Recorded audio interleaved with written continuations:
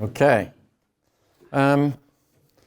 Classic album of the week this week is from 1965. Simon and Garfunkel, Sounds of Silence. How many have at least heard Sounds of Silence? Okay. Yeah. Anyway, so, and then they split up, and Art Garfunkel didn't do nearly as well as Paul Simon's. Paul Simon's career went on very well, and Art Garfunkel's didn't quite go as well. But anyway, this is a classic 1965. This one's in stereo. So anyway, you should at least listen to part of this album. I Am a Rock is one of the big tunes on here. So as well as the Sounds of Silence, of course, the title track. All right. Last time we were talking about some things, and of course, some of this is in the Holcomb book, but one of the things that we were talking about is that they solve these general problems of, I don't know if you followed, President Biden just gave a speech where he talked about one of the problems is inequality, and Bernie Sanders was just on the radio today talking about inequality. And actually, just one of the things to think about, should inequality grow over time, just from my Econ 105 class, thinking about it. Well, suppose that what happens is you can now sell your product to 3 billion people that you couldn't in 1990 or 1970, okay? Which is, for example, Amazon, right? Or Apple, okay? Well, if you sort of think about it, how do you get wealthy in a market economy, right? A system of voluntary exchange, I got to please other people, okay? So if I'm doing that, then there's billions of people now out there to please that weren't there before. So what ought to happen? The wealthiest person in the world ought to get really, really wealthy, right? If you take the bottom 10%, how wealthy can they get before they bang into the 10% before, right? There's no end on the top 10%, right? So how can it be that if you measure the median income of the top 10% and the median income of the bottom 10%, how could it possibly be that the bottom 10% are going to be growing faster than the top 10%? Now, it's possible over short periods of time, but just conceptually, there's no end on the top end, right? And so the bottom 10 are banging into it, so you would be really surprised if you had a market system where you got wealthier by coming up with some innovation. You guys, how do you remember when Amazon just sold books? That was it. Okay, right? Amazon just sold books. That's what it was, right? And they just delivered books. Now they deliver all sorts of stuff. So anyway, that was talking, just listening to the president and Bernie Sanders this morning. That sort of struck me. But anyway, one of the things we were talking about is that when you're developing a party strategy, you will pick things like, oh, I'm going to solve inequality. Or I was listening to Bernie Sanders this morning talking about, well, we need to solve the healthcare crisis, right? How you do that, that may run into problems where some people are going to get upset about that. In fact, as you develop your particular program to deal with that, you're going to end up with more people opposing it than want to just solve the problem of inequality or solve the problem of healthcare. And so what will happen then is you will see that presidential candidates will, if you are in charge of running who's going to run for president? Who knows if Biden's going to run for president next time. But anyway, so let's say you're Scott Walker and is going to run for president, and you are formulating the presidential campaign for the Republicans, and what are you going to do? You're going to try to come up with some generic solve the big issue problem rather than laying out the specifics of what you're going to be doing. Then we also talked about at the end here that presidential candidates will have a slogan that forms things into a single issue, right? So and say that you're the one that is in the median of the distribution in this single issue, and so it's going to be, as we mentioned, Reagan saying it's morning in America, and Obama talking about hope and change, and Trump talking about make America great again. This is something that you see. Now, also, if you notice that what will happen is that the platforms will be there to benefit the majority and to tax the minority. Right? I mean, if that's where you're setting up your platform, what do you want to do? You want to say, hey, we're going to provide all these programs, and what are we going to do? We're going to tax the minority. So I don't know if you're following Biden's proposal. It's still being debated and going through the House and the Senate, et cetera. But who are they taxing, right? They're not taxing. We're going to say, okay, we're going to raise everybody's income tax, or we're not going to say that we're going to lower the threshold where you start paying taxes. What are they taxing? They're taxing wealthy corporations. That's what, I was just listening to Bernie Sanders this morning, and he was talking about how the wealthy don't pay their fair share. And so what we're going to do is we're going to propose a tax on the wealthy, okay? So the vast majority of us don't, I don't know if you're following the bill, but it's $400,000 on, they're going to raise the tax rate on people who have $400,000 a year in income, or families that we have $450,000, joint returns of $450,000. Well, the vast majority of us don't make, I'm presuming none of you people are now worried that all of a sudden your marginal tax rate's going up because you're making over $400,000 a year. No, it's possible. There was a thing in the Collegian about a sophomore that started his own surfboard business or something. So maybe that will pop up, and he'll be making $500,000 or $600,000 a year. But the vast majority of you aren't going to get taxed, right? The proposal is to benefit. We're going to have what? We're going to have free child care. We're going to have, in pre-K, we're going to have paid leave for everybody. We're going to have Medicare and Medicaid expansions. They're going to reduce the price of prescription drugs, right? All these things are out there to do what? To benefit the masses.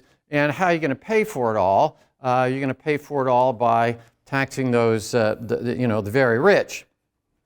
So again, we shouldn't be surprised that's how party platforms are going to be put together. If you are, again, if you're running the Democratic Party, that's, you're probably telling, Joe Biden, yeah, this is a great, great position to have here. Now, I think that it's also interesting to think about personality, especially when we're looking at presidential elections, but it could be gubernatorial elections. Think about the issue of Ronald Reagan, right? Ronald Reagan was a strong personality. And if you think back to John Kennedy was a strong personality. And so I think an interesting thing with today's group is what's going to happen with Donald Trump. What do you think about, one of the things about, obviously Donald Trump is a strong personality, and a lot of people may be voting for Trump because of the personality. But there might be a lot of people that are voting against Trump because of the personality. There may be a whole slew of people that might agree with Trump's position on particular issues, but how he expresses it is a problem. And do you think he's an egomaniac? And that there's this new book just came out with Bob Woodward, or that's Bob Woodward and somebody. And so basically arguing that Trump could go off and do any old crazy thing, right? And so if that's the case, then what, just an interesting thing that might happen, if we look at the Republicans, will you not vote if Trump is not the candidate? If the reason that, if what happens is, one of the reasons that people are for Donald Trump is because they're for his personality, then when we were just talking about last time about people being alienated, right? Are people just going to say, hey, if you don't come up with Donald Trump, forget it, I'm not voting. And that's going to be an interesting thing to look at in the next presidential election. Will it be a case of if Trump is not the nominee, and I'm presuming that Trump is going to be run. Does anybody know if he's announced that he's said anything about it? But I'm presuming that Trump is going to be running for president again. If he's not the Republican nominee, will you end up with some sort of alienation? Will the Republican Party have a whole slew of folks that don't show up? So the median of the electorate who's actually voting will be in the Democratic side. And I'm sure that there are people in the Republican Party that might be worried about that. And so, again, when people vote, what they're doing, they're looking at the marginal benefit of voting versus the marginal costs of voting. And if I've got some marginal cost of showing up at the poll, I may go ahead and have a marginal benefit because I really like Trump. And, there were people, obviously, that if you look at Trump rallies and the like, I mean, there are people that really like Trump, and maybe they gain a benefit from voting for Trump, right? Showing that that's what they want to do. Now, you could, sort of thinking through this thing, you could reduce the marginal cost of voting, right? And maybe that's something that we want to do.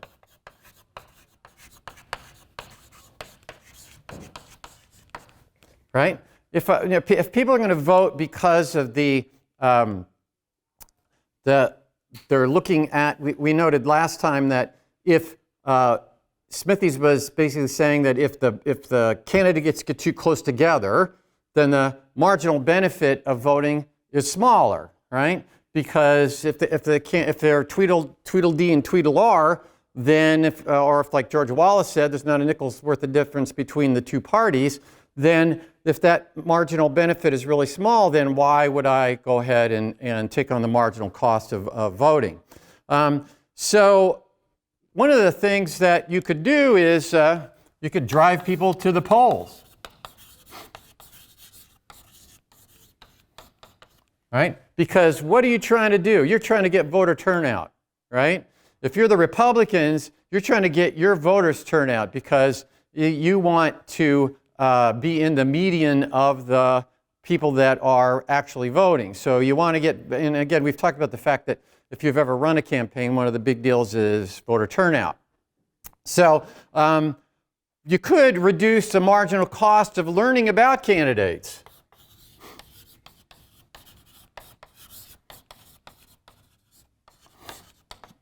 Right? How do I know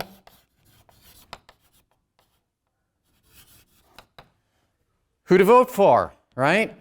I got to undertake I don't want to go in there and vote for the wrong person, okay? I don't want to go in there and vote for the person that is well away from what my preferred position is. How do I figure out what their position is?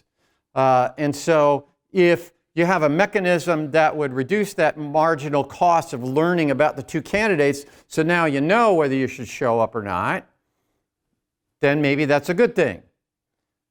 Now, what if we go back to the idea that I'm going to vote for something if I really like this particular issue, okay?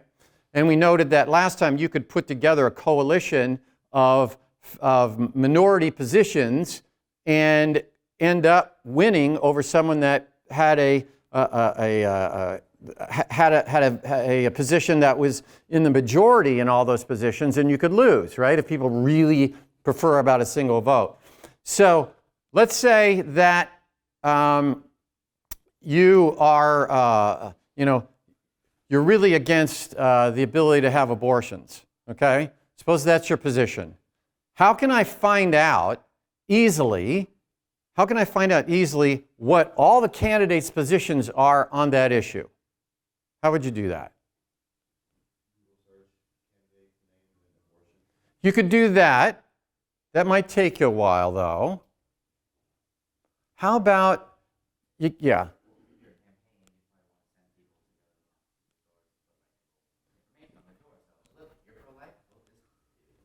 Yes, but what's a really easy way for you individually to learn about that?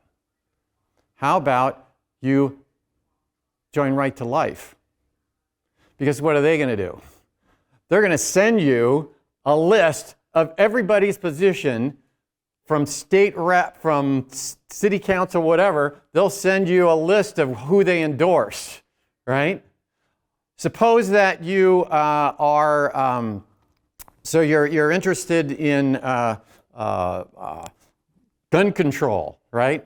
What would you do? You'd join some gun control, some anti-gun control or a pro-gun control or whatever. You join a special interest groups. What do special interest groups do? Special interest groups endorse candidates.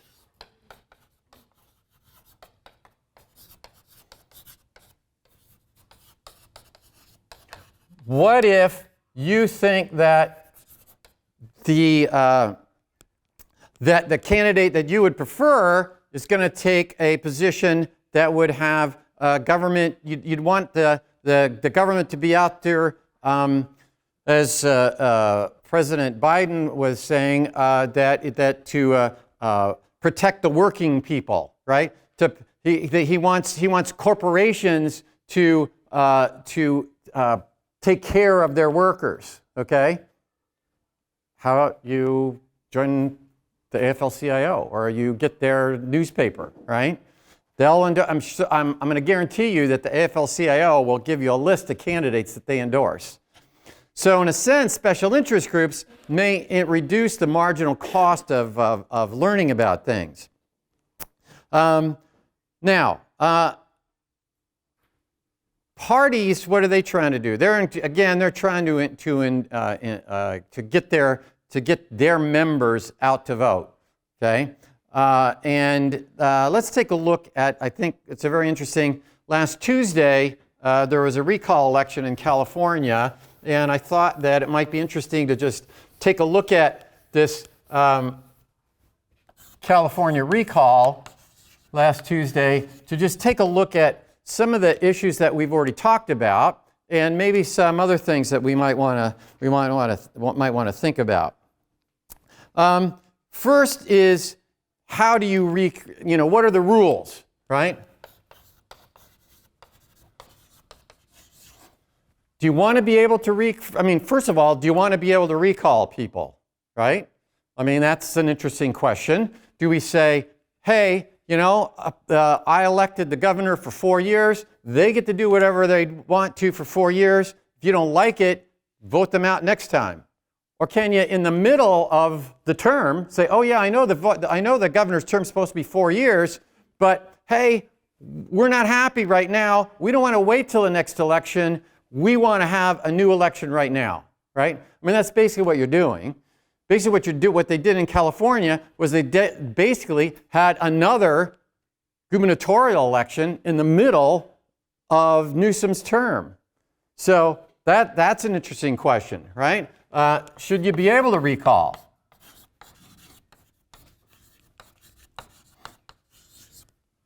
Right? The benefit of that would be that if there was a major misinformation or a major change in what the governor ended up doing, right? You have, Governor Whitmer didn't fix the damn roads, and she's been there for 2 years and hasn't fixed the roads. Hey, throw her out and put in somebody that is going to fix the roads. Or do you have to wait and say, you know what, she's still got 2 more years to fix the roads? So that's an interesting question. Should you be able to recall voters? Should voters be able to recall people? And what level? Should you be able to recall state senators? Should you be able to recall the governor? Should you be able to recall city councilmen, right? How do you want to organize this ability to recall or not? And then, how to recall? Okay, so we say, okay, this governor has, in their election, they promised to do X, Y, and Z, and it turns out they're doing the opposite of that, or they're not doing it very well. Okay, how do I say, yeah, you can recall them. How do you do it? Okay, well, in California, just as an example, California, in their constitution, they allow for recall of statewide officials, okay? And what do you have to do? You have to get signatures. And it has to be 12% of the total of the last election. Okay? So there's a threshold that says, you know what? How many people are sufficiently irritated with the governor that you can throw them out? Well, what do you got to do? All you got to do is sign your name, right? Rachel could run around here and go around the neighborhood and say, hey, will you sign your name on this petition? I want to get rid of Governor Whitmer, or I want to get rid of, she's living in California. So I want to get, how many are from California? Anybody? Okay. Well, there you go, right? You could have run around and gotten people to sign the petition, and then when you get 12% of the total from the last election, boom, recall election happens. Okay? Now, what is this going to require? Well, it's going to require spending millions of dollars to have the recall election, right? You got to have poll workers, you got to set the polls up, all that kind of stuff. And now you got to run for, if you're the governor, what do you got to do? You got to run for re-election, basically, right? And so, what should that threshold be? Okay?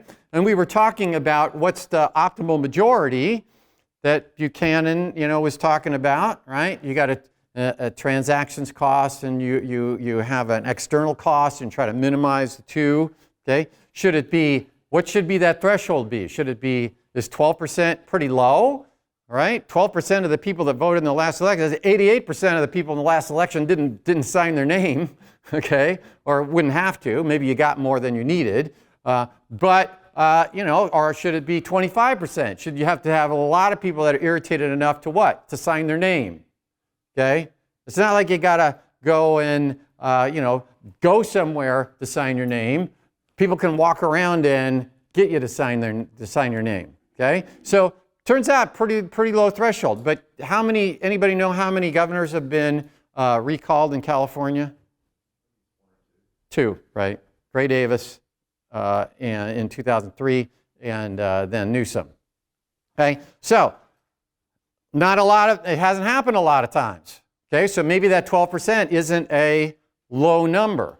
Okay, and they've had 55 attempts to recall governors in California, and where people just took out the petition and started going out and trying to get signatures, and they didn't get enough signatures.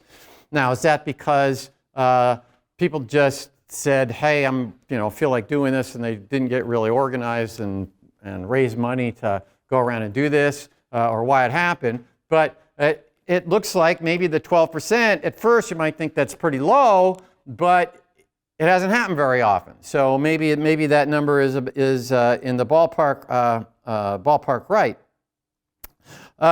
And if so, again, in 2003, if you look at what happened, 2003, Gray Davis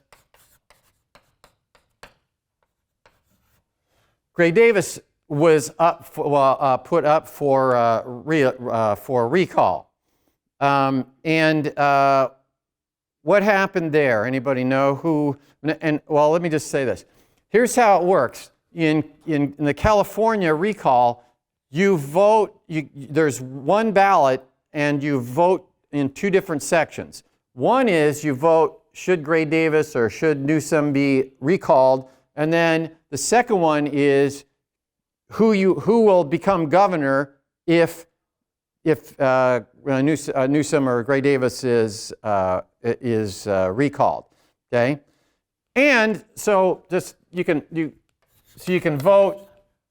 You vote recall or no, and you vote who's going to replace. And this election, what did you have? You had 40-something people that had their names, including, what's her name? Bruce Jenner's, yeah, Caitlyn, is it Caitlyn Jenner? So Caitlyn Jenner was one of the people that was running, okay? Okay, what happened there is, anybody know, so Gray Davis was recalled. Anybody know who won the governorship in that one? Yeah, Arnold Schwarzenegger, okay? So, Conan the Barbarian, right? So Arnold Schwarzenegger ended up winning. Of course, he had a lot of name ID, and there were only 3 candidates.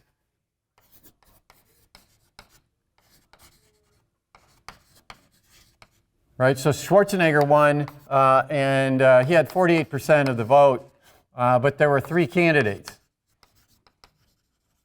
In this election, you had all sorts of people that were on the ballot on the other side. So, in 2003, what happened? 2003, Davis, 55% said to recall.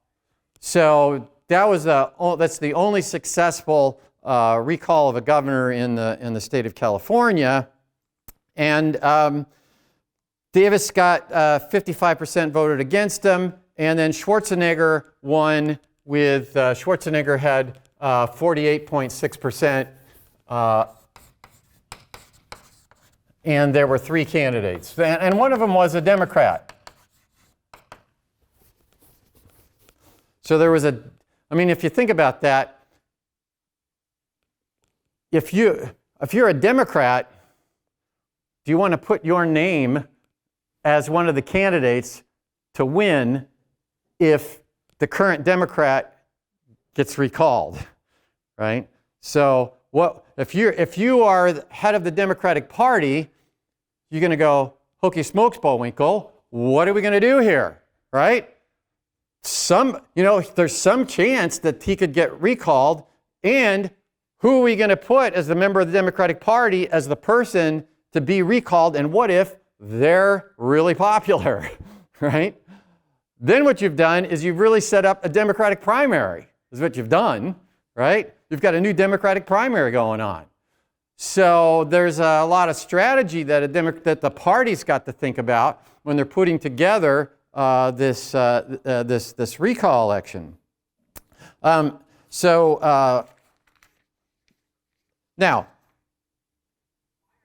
the way that they did it, what were the rules of how voting went on? The way it worked in California is that every registered voter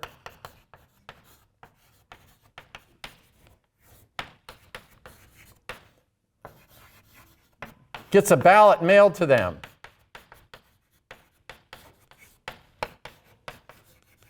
Right? Whether you requested it or not. Okay? Now what happens is every registered voter gets a ballot mailed to them. Okay? That was done as a temporary measure in the last election, the 2020 election, because of the argument was because of COVID, right? People didn't want to have to go stand in line or be closed or whatever, so they had a temporary measure to do that. There are a number of states that actually did that in the 2020 election. Okay, now the California just recently, right before the 29 days before the recall election, they made that permanent. They made it permanent for presidential elections and for the recall election. So the way they did that is that you get a ballot mailed within 29 days before the election. Voter turnout in 2020, voter turnout in California in 2020 was over 70%. It was 71%. 2020, you had 71% voter turnout. Why is that? Because you just got a mail-in ballot. So the fact that California is 64% Democrat, just think about that. You're President Trump. You're running for re-election. How much time are you going to spend in California, which has winner take all, right?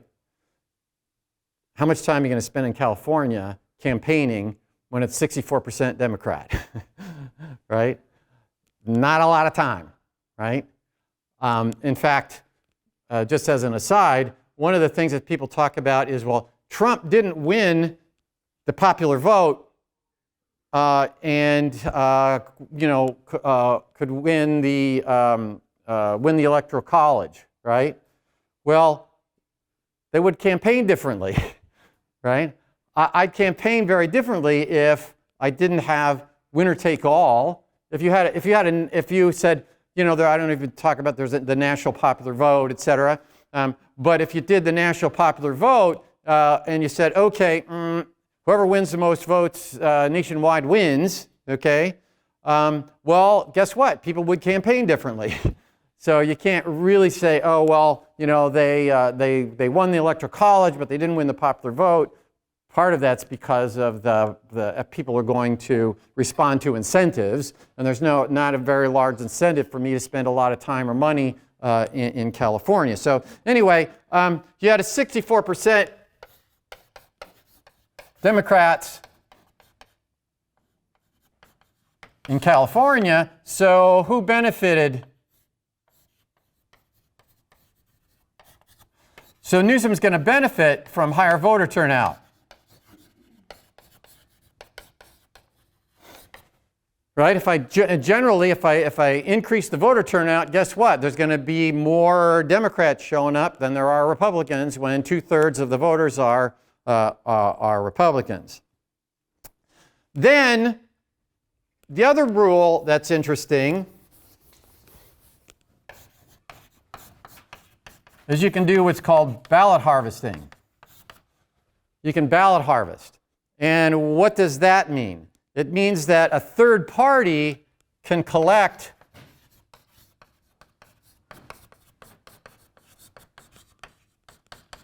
the ballots and turn them in.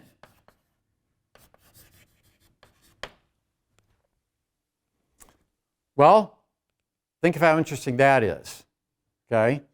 I have the Secretary of State sending ballots out to everybody, whether they requested them or not, okay? And then a third party can come along and take everybody's ballots and collect them and then take them down and turn them in. Now, think about that. First of all, this is illegal in 23 states.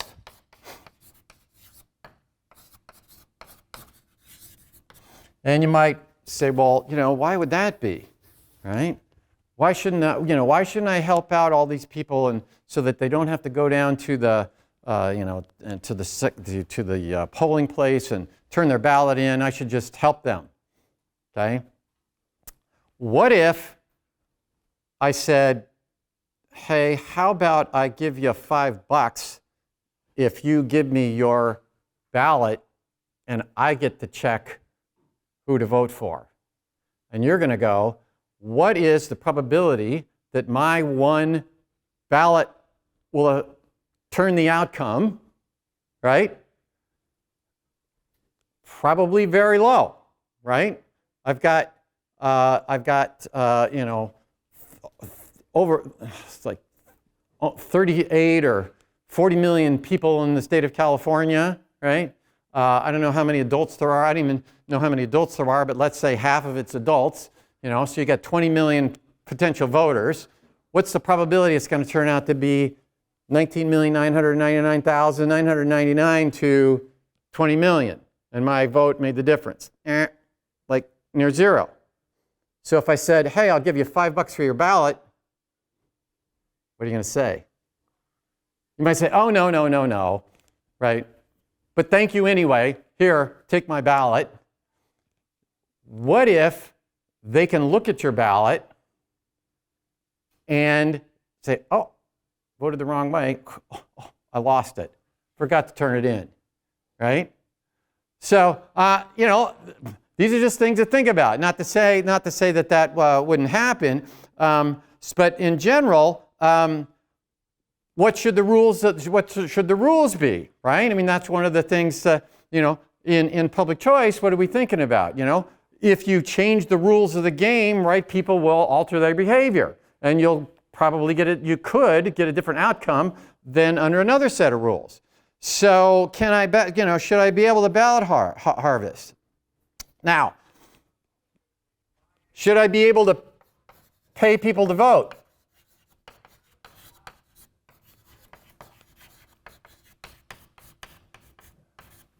To vote for, you know, the Democrat or Republican? Should the Democratic Party be able to raise money and then go around and just pay people to vote for the Democrats? Okay? You know, that's a good question. Your first intuition might be, oh no, right? But maybe you should, okay? Just think about how the thing works, okay?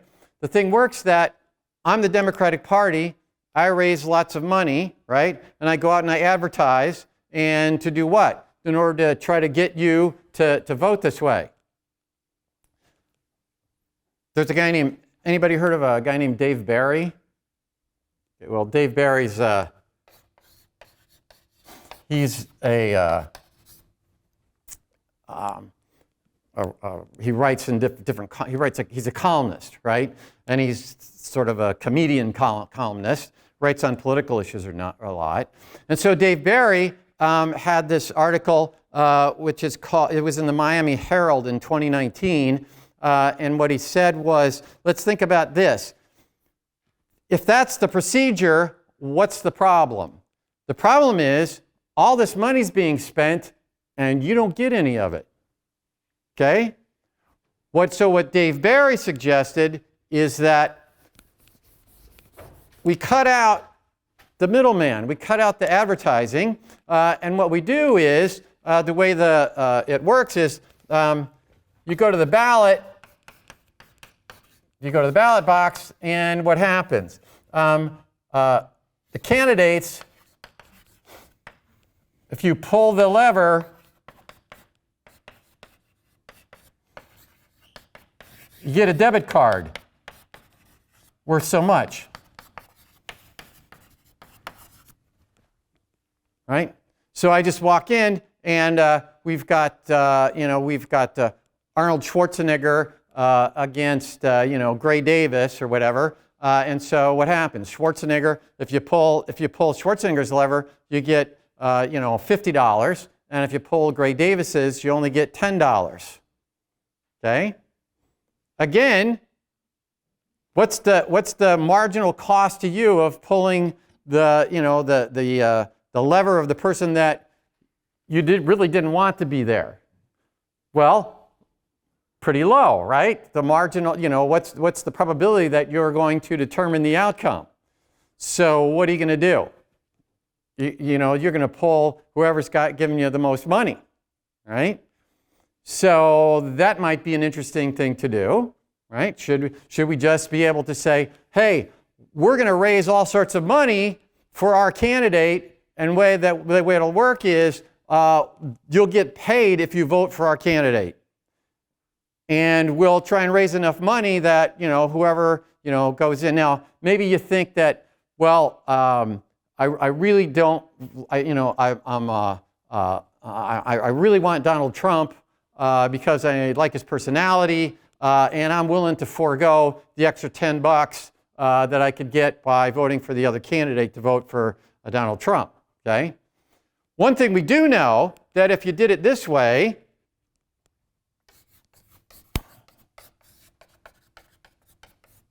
voter turnout would increase, right? Voter turnout would increase. So again, you might just automatically go, oh no, you shouldn't be able to pay people to vote, okay? But maybe you should be able to, right? Let's just sort of try to, it's sort of an interesting question to think through what would be the difference in, how people campaigned, what might be the difference in the outcome if you were to do that. Notice that if you don't have ballot harvesting, suppose they say, oh, it's okay to pay people to vote, right, for the candidate, but it's a secret ballot. Okay? What'll happen? You'll cheat, right? Right? You have an incentive to cheat. Yeah. I'm going to vote for. I'm going to vote to recall. I'm going to vote to recall Newsom. Do you put your ballot in an envelope and seal it, and the person can't open it, right? Really think about that, right? You're giving your ballot to these people. They're not going to open it and look to see. How are you going to know, right, whether they looked at the darn thing when they decided to turn it in or not, right? So anyway, the point is that if it's a secret ballot, right, there's an incentive to cheat.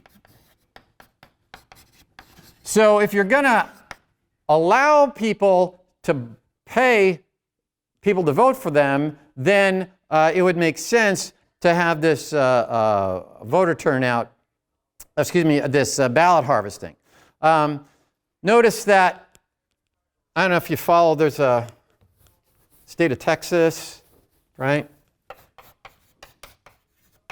What did they just do? They recently restricted voting by mail.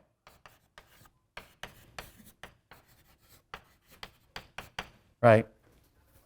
And I don't know if you followed this, but the Democrats in the state house, anybody know what they did? What did they do? They fled the state so that the House couldn't reach a quorum. Yes, exactly. Right? And they ended up going to Washington, D.C., right? So their quorum wasn't there. Anyway, it recently passed. And what is the discussion? The discussion is, this is out there to do what? To restrict voting, right?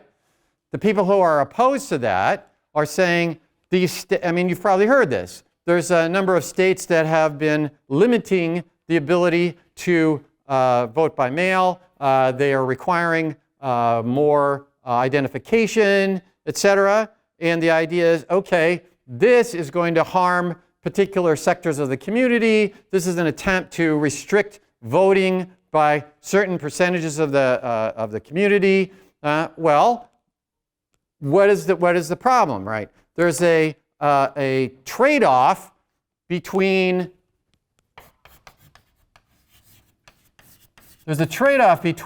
the marginal cost of voting, right? Which when the marginal cost of voting go up, if it goes up, turnout goes down, and whether the voting would have fraud, right? So most people would argue that fraud is a bad thing, right? Fraud in voting is a bad thing. So you have a fraud potential, and what is that? Well, if you are making it, this is going one way, there's a trade-off between, and fraud potential. So you want to make fraud potential go down.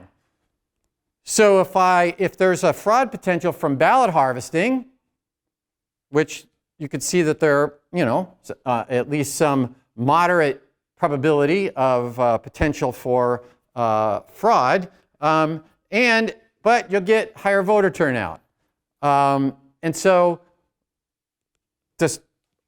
we'll do some more of this next time, but one of the things to think about is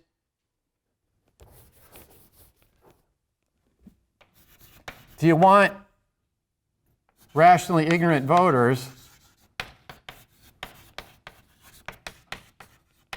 to be more likely to vote? Right? If I reduce the marginal cost of voting, you're rationally ignorant, you might just go in and vote anyway, right? So, and again, how do I know that the person that's going to vote is rationally ignorant or not, right? Do I care if they're rationally ignorant?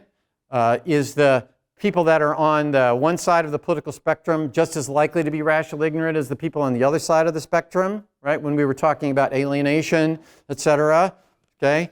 And so that's, just something to think about. So for next time, what we'll do is look a little bit more at how we can take a look at that recent recall election to analyze some of the things we've already talked about and sort of bring up new things. And then we'll start with the log rolling, redistribution and log rolling section, okay?